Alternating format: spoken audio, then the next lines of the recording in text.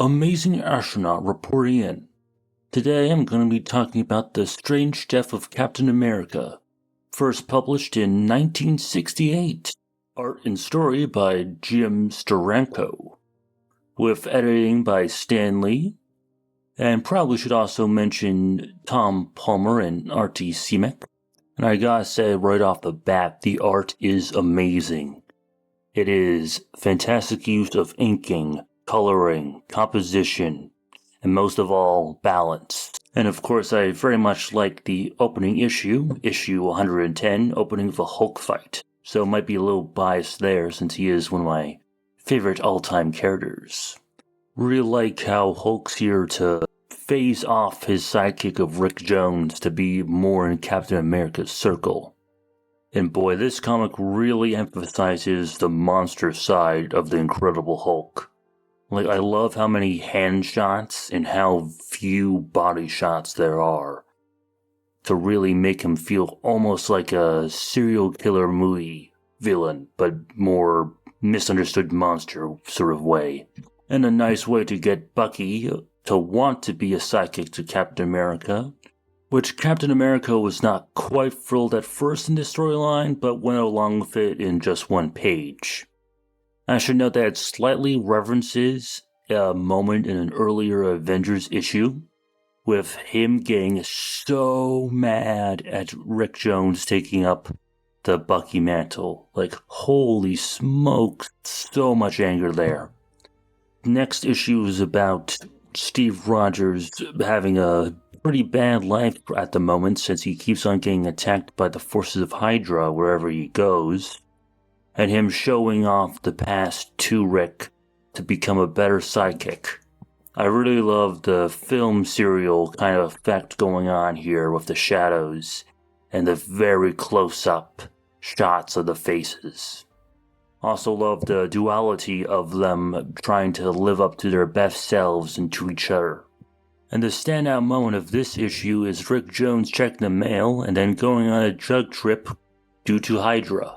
Legendary panels here, oh my goodness, this is decades ahead of everyone else. And in all honesty, ahead of most people today.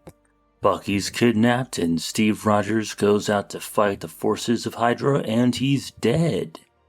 Well, that escalated quickly. In a nearby river, policemen go and check on what happened in the aftermath of the battle. They find the ripped clothes of Captain America and the face of Steve Rogers. The next issue 112, is kind of a weird one. It's an interlude issue, but it's much more of a collectible album issue, with flashbacks to Cap's greatest battles, drawn by Jack Kirby, who, if you don't know, is the co-creator of Captain America. And skipping it would feel kind of bad, wouldn't it? The issue is bookended by Iron Man moments, and oh hey, that's where the Iron Man meme is from. This does set up the next issue with him planning a funeral for him, with the Avengers all in one place. Other than that, there's not much that contributes to the storyline. Although one interesting thing to note is the opening of the page having Steve Rogers' face as a mask. In the very next issue, 113, that's just a small panel. So it's kind of an interesting thing to contrast how two different creators portrayed the same idea. And if you thought the last few issues were beautiful, it's about to be outclassed.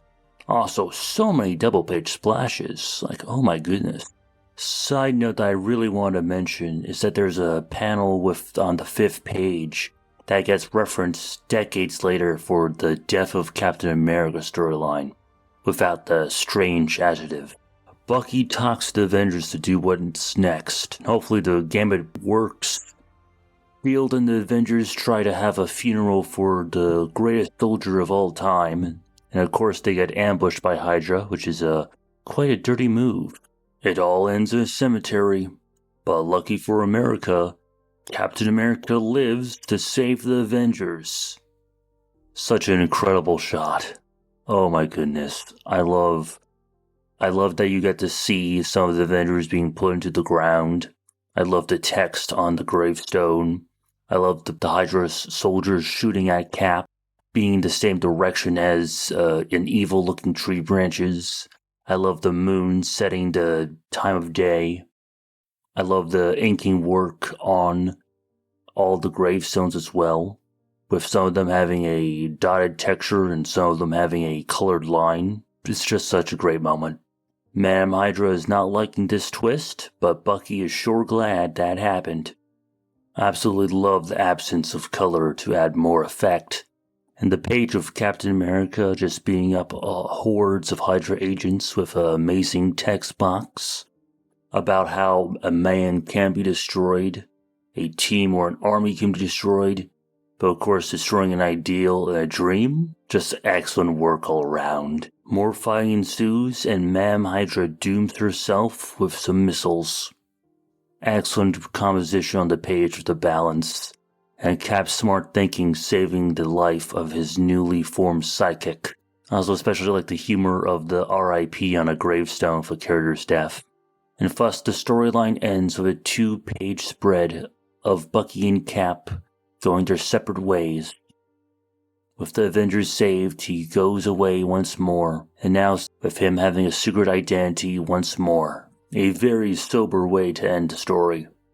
Just an excellent read, and if you're studying art like I am, it's amazing to look at to see all the techniques in display, and it still come through with the modernized digital coloring. If you read the storyline or want to read the storyline, please comment down below. You can pretty much just use this video as a forum. And if you check on the channel page, you see that I haven't posted in 6 months or something. A long time.